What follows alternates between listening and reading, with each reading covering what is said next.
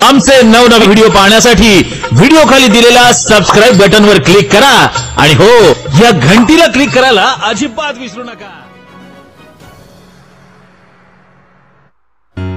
विश्वरत्न doctor Babasaheb Ambedkar यांच्या पूर्णाकृती पुतळ्याचे स्थानापन्न प्रस्थापित सादर। ही बातमी सविस्तरपणे बघण्याआधी आपण आपल्या चॅनलवर नवीन असाल तर जी न्यूज मराठीचे यूट्यूब चॅनल सबस्क्राइब करून बेल वाजवा आणि रहा अपडेट।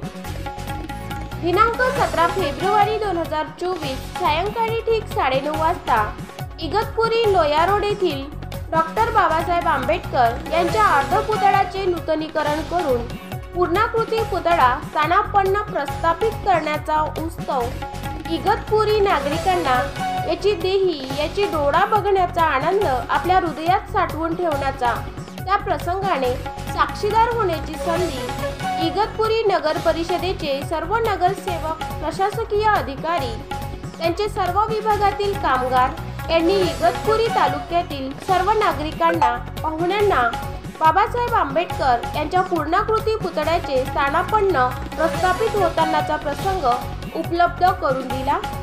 बाबासाहेब आंबेडकर हे 16 जानेवारी 1937 रोजी इगतपुरी येथे बाबासाहेब यांनी स्थापन केलेला राजकीय पक्ष स्वतंत्र मजदूर पक्ष याची पहिली जाहीर सभा पोस्टाचे समोरचे वखारी येथे मोकळ्या जागेत अर्थात आजचे लोया रोड येथे जाहीर सभा झाली होती।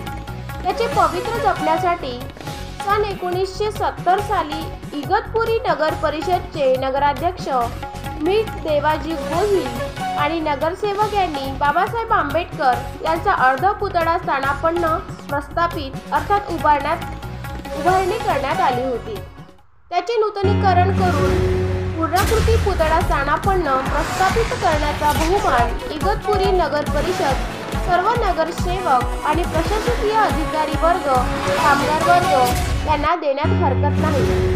विश्वरत्न डॉक्टर बाबासाहेब आंबेडकर यांचा पूर्णाकृती पुतळा स्थानापन्न करून आंबेडकरी समाजात मोठा उत्साह निर्माण झाला आहे।